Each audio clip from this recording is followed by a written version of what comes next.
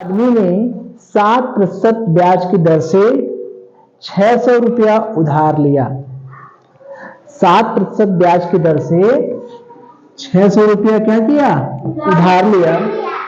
5 वर्ष बाद, यानी कितने समय बाद? 5 साल बाद वह धन 550 रुपया नगद, यानी 5 साल बाद जितना उसको देना था उसने 550 रुपया नगद और एक घड़ी देकर किया। उसका भुगतान कैसे किया? 500 रुपया तो नगद दे दिया, कैश दे दिया, उसके बाद एक तो घड़ी दे दिया। तो उस घड़ी का मूल्य बताइए कितना है? उस घड़ी का मूल्य बताइए। तो हम लोग सबसे पहले समझे कि क्या कह रहा है। वो ये कह रहा है कि एक आदमी ने 7% ब्याज की दर से उधार लिया, यानी कुछ पैसा उधार लिया। उस उधार को वह क्या कर रहा है? कुछ कैश दे रहा है और एक घड़ी दे रहा है। वही हमसे पूछ रहा है कि घड़ी का मूल्य बताइए। तो क्या है? मान लीजिए यहां पर क्या क्या दिया है। साधारण ब्याज की 7 दर कितना है? 7%, यानी दर कितना है? 7% वार्षिक, यही है दर दिया है। और 600 रुपया उधार लिया, यानी जो पैसा उसने उधार लिया वो पैसा हमारा क्या हो गया? मूलधन। मूलधन हो गया हमारा 600 रुपया। उसने 5 वर्ष बाद, 5 वर्ष बाद यानी ये क्या हो गया? समय हो गया 5 वर्ष। ये भी देखिए वर्ष है, दर और समय दोनों का मात्रक क्या है? समान है। अब हमसे कह रहा है कि जो लिया ये 600 रुपया, उसका ब्याज कितना होगा? 600 रुपया जो लिया उसको वो क्या किया कि 600 रुपया लिया, 5 साल बाद वो कितना लौटाएगा? जो लौटाना था उसको वो 550 रुपया नगद दिया, फिर घड़ी दिया। तो हमको ये तो पता चले कि अगर 600 रुपया हम 5 वर्ष तक लेते हैं, 5 वर्ष तक बाद देते हैं, और कितने की दर से? 7% वार्षिक ब्याज की दर से, तो वो कितना पैसा हुआ? यानी 600 रुपया हमने उधार लिया तो 5 वर्ष बाद वो कितना देना पड़ेगा? पहले ये तो पता चले कि 600 रुपया इसने लिया तो 5 साल बाद वह कितना पैसा देगा, यानी ब्याज कितना होगा? यानी क्या होगा? ब्याज कितना होगा? तो ब्याज पहले हम निकालें कि कितना उसको देना है। 600 रुपया लिया, अब 5 साल बाद कितना देगा यह तो पता चले।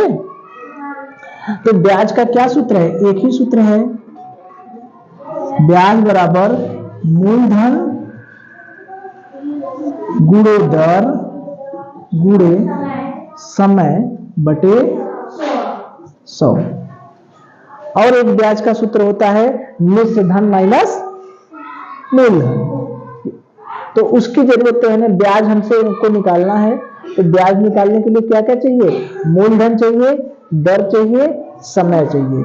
मूलधन दिया है 600, दर दिया है 7% वार्षिक, समय कितना दिया है?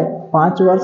हमको दर और समय दोनों का मात्रक देखना जरूरी रहता है कि दर और समय दोनों एक ही मात्रक में होना चाहिए। तो दर क्या है? 5%, 7% वार्षिक, और समय क्या है? वर्ष। दोनों वर्ष में है, कोई दिक्कत नहीं है। तो मूलधन दिया है, दर दिया है, समय दिया है, तो ब्याज निकल जाएगा कि नहीं? निकल जाएगा। तो इस हिसाब से यह सवाल तो आसान हुआ। अरे भाई ब्याज निकालना है तो ब्याज, साधारण ब्याज का सबसे आसान सा सवाल, मूलधन दिया है, दर दिया है, समय दिया है, मान रख दें, ब्याज निकल जाएगा ना। चलिए, मूलधन कितना है? 600, दर कितना है? 7, समय कितना है? 5 बटे 100। 1 0 से 1 0 कट गया, 1 0 से 1 0 कट गया, 6 सते 42 गुणे 5, यानी 5 दूनी 10 के 0 और 5 दूनी 5 चौक का 20,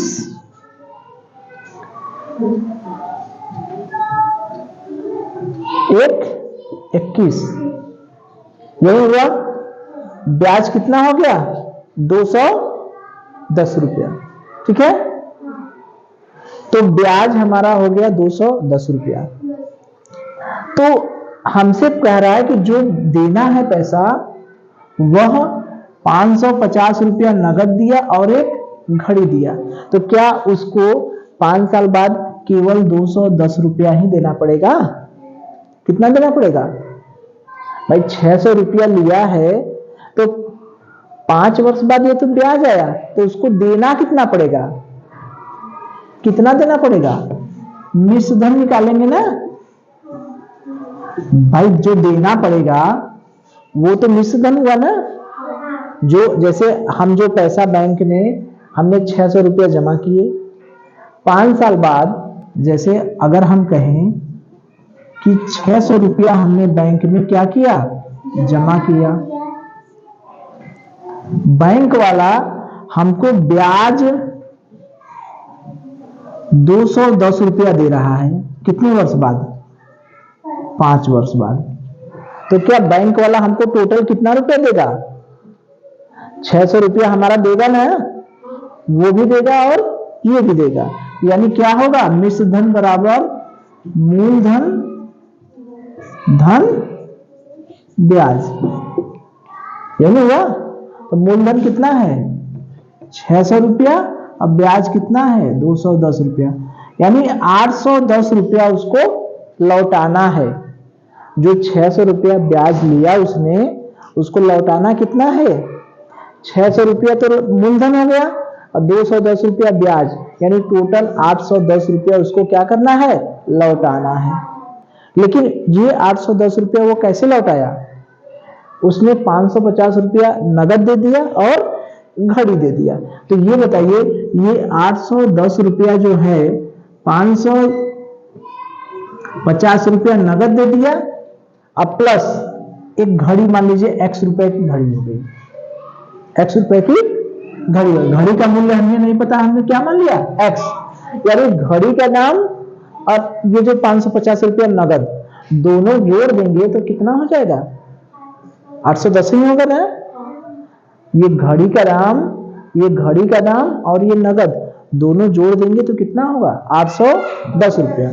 अरे भाई 810 रुपया उसको देना है, 550 रुपया दे दिया, एक तो घड़ी दे दिया, तो घड़ी का दाम जितना भी होगा उसमें 550 जोड़ेंगे तो 810 रुपया पूरा चुकता हो गया। तो घड़ी का दाम का मतलब पक्षांतर कर देंगे तो ये 810 इधर हो गया, ये 550 के आगे कुछ नहीं है, इसका मतलब किसका निशान है? धन का निशान। तो ये इधर आएगा तो क्या हो गया? ऋण 550।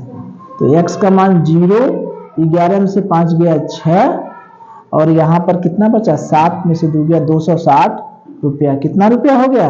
260 रुपया। कौन सा आंसर है? तो यही चीज है।